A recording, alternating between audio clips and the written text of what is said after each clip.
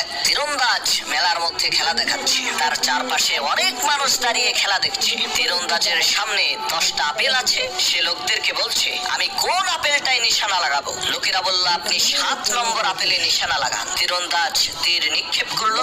দেখা গেল 7 নম্বর আপেলে যেই তীর লেগেছে।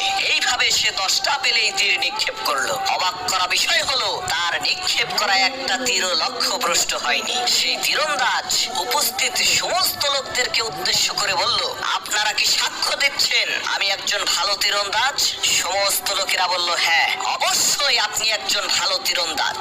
সেই তীরন্দাজ বলল, তাহলে আপনাদের মধ্য থেকে মাত্র একজন মানুষ আমার সামনে এসে দাঁড়ান। আমি তার মাথার উপরে একটা আপেল রেখে তীর নিক্ষেপ করব। তার এই প্রস্তাবে একজন মানুষও রাজি হলো না, কারণ যদি নিশানা ভুল হয়ে যায় তাহলে তো কিল্লা ফতে। সেই মেলার মধ্যে একজন ছোট বাচ্চা ছিল। সে এসে তীরন্দাজের সামনে দাঁড়িয়ে বলল, আমি রাজি আছি, আমার মাথায় আপেল রেখে আপনি তীর নিক্ষেপ করেন। ছোট বাচ্চার এই কথা শুনে মেলার সমস্ত লোকেরা অবাক হয়ে বলতে লাগলো, সর্বনাশ, এত ছোট একটা বাচ্চা, তার এত সাহস আসলো কোন জায়গা থেকে? তীরন্দাজ সেই ছোট বাচ্চার মাথায় আপেল রেখে তীর নিক্ষেপ করলো। দেখা গেল তীরটা আপেলেই লেগেছে। এই দৃশ্য দেখে মেলার সমস্ত লোকেরা সেই ছোট্ট বাচ্চার তীরন্দাজকে বাহবা দিয়ে বলতে লাগলো, এই মেলার এতগুলো মানুষের কেউ সাহস পেল না, এই ছোট্ট বাচ্চাটা সাহস পেল কিভাবে? তখন সেই তীরন্দাজ বলল, শোনেন, আপনাদের প্রত্যেকেরই আমার প্রতি বিশ্বাস ছিল যে আমি তীর নিক্ষেপ করলে আমার তীর লক্ষ্যভ্রষ্ট হবে না,